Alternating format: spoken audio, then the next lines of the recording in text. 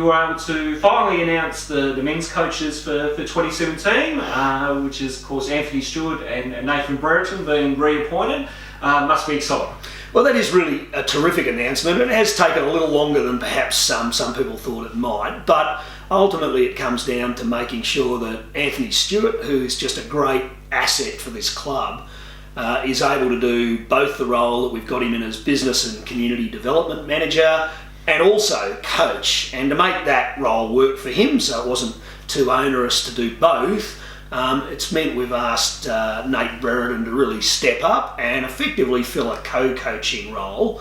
Now, while we might tell Siebel there's a head coach and an assistant coach, essentially this is going to be a co-coaching role where Nathan is going to really step up to the plate, take a lot of the trainings, take a lot of some of the away games. And I think this is a great thing for the club, because ultimately what we need to do is develop talent that the club can use in years to come as well, and I'm very certain that Nate Brereton's part of that approach. Stewie mentioned this is his final year, so with Nate taking on a bigger role, does that mean we see less of Stewie throughout the year, as you mentioned? I think we're going to see a lot more of Stewie, but in a role of dealing with sponsors, building community and building business support for the club. He's a great iconic player around Tasmania. You know, he's really Tasmania's greatest basketball export, and we need to use that high profile that he's got around the club to make sure the club's financially secure, as well as secure in terms of on the court. So that's a choice he's made. He wants to focus on the business and community development role, and so this will be the last year I expect we see Stewie in that head coach role for a while. Who knows, maybe when we hit the NBL. But look, what it does mean is that next year, in 2018, we'll have lots of options, and certainly Nathan Brereton will figure large in those options.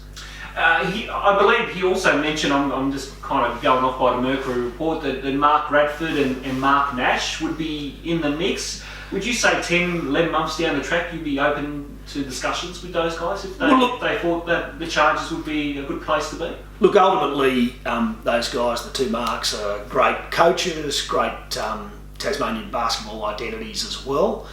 I want all of Tasmania's, well, maybe everywhere from the southern suburbs of Launceston and south, involved in the Chargers. And those guys certainly are always welcome around the club. And for the future, what 2017 is about, as you know, is making sure we're building a strong financial base, making sure we're building a strong couple of teams on the court, making sure we're building strong plans for the future.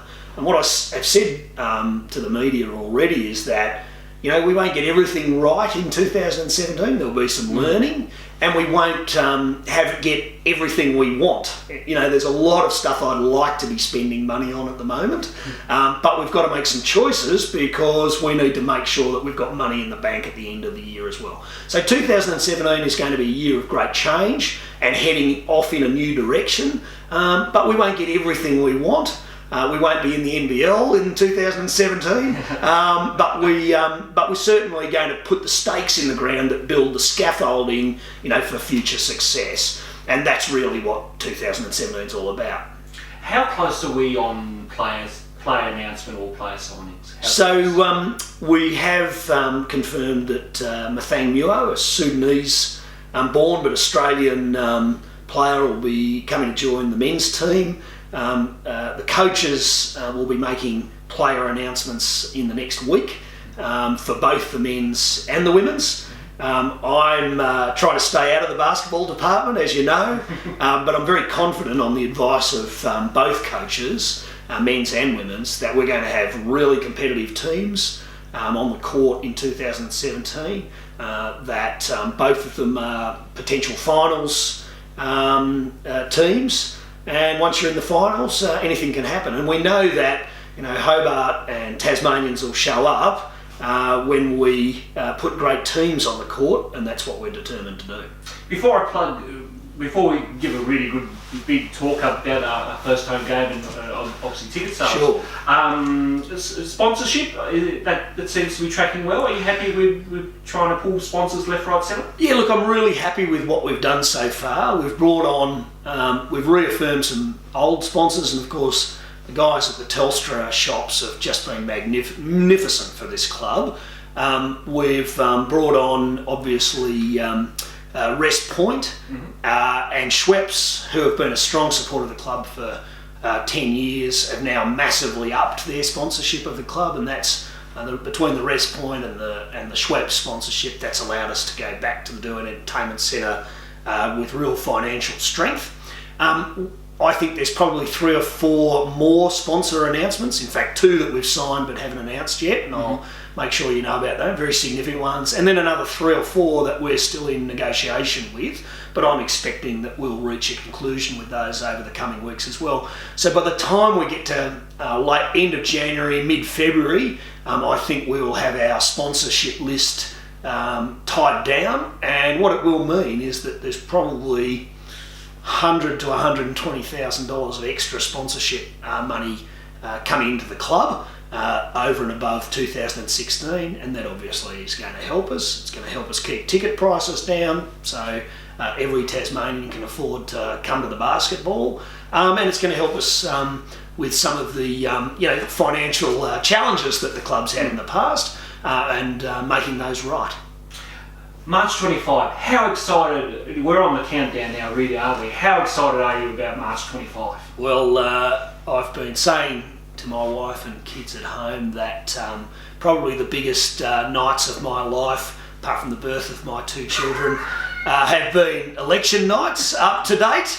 And I've won some of those and I've lost some of those. But I've been saying to my wife and kids that March 25th, the opening home Tasmanian derby, obviously against the Launceston Tornadoes and the Northwest Thunder, at our new venue, with our new sponsors, with our new look, with our new player kit, with our new merchandise, with our new game night entertainment, is about as big a night as I can possibly imagine, as big as any election night I've lived through. I'm both nervous about it, but mostly I am excited about it, because the volunteer effort around the club, the people who are making that first game night and subsequent game nights all that they can be, it's really exciting. Everyone's been working right through Christmas, over the New Year break, to make sure we put the very best teams, but also the very best entertainment, family entertainment, at an affordable and valuable price on the court. And I want all Tasmania, because it's a Northwest Thunder, a Launceston Tornadoes and a Hobart Chargers derby night. I want all Tasmania to show up to the Doing Entertainment Centre so we can relive those glory moments in the 90s of the old Devils days. I couldn't be more excited. And when do we expect ticket sales to go on the market, mate? So corporate box sales are now on the market, and people should contact the Hobart Chargers email address for that. I know you'll put that on the screen, Ronald. And season ticket, Game 1 tickets will go on sale early February or just after Australia Day.